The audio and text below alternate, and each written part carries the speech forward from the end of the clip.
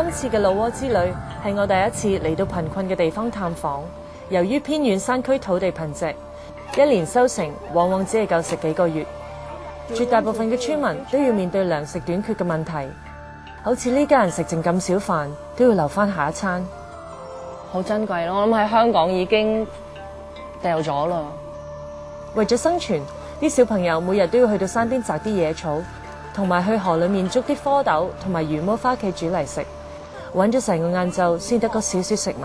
真係名副其實嘅揾食艱難。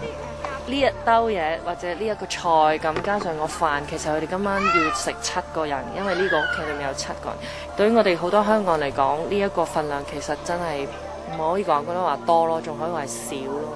據估計，超過一半嘅老撾小朋友患上營養不良，影響身體同埋智能發育。好似我助養嘅阿 Joy，佢睇落好似一個4歲嘅小朋友咁，但係佢原來已經有8歲，實在令人驚訝。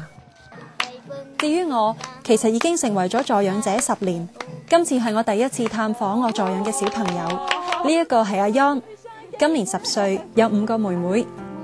爸爸媽媽就係靠耕種得嚟嘅食物，只可以維持3個月，所以佢平日都要幫手摘野草同埋捉田鼠嚟食。喺老撾呢一度，除咗有糧食短缺嘅問題之外，水源都係一個好嚴重嘅問題。佢哋冇屋企嘅自來水，佢哋每個人都要擔住呢一個大嘅桶，然之後行好遠好遠嘅路，落到嚟一個小溪啊、水流咁樣，就擔一桶水，然之後好辛苦咁樣攞翻屋企俾全家人用，而且擔水嘅講緊係只係一個咁細嘅小朋友咯。為咗解決村民嘅糧食問題，宣明會集合助養者嘅捐款，為村民提供物資同埋技術培訓，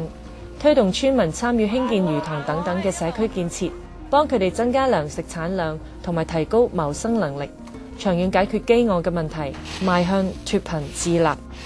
知比受真係有福咯，自己嚟到可以給予佢哋一點點，其實自己覺得好開心。其實幫緊人嘅同時，其實都係豐富緊自己嘅心靈。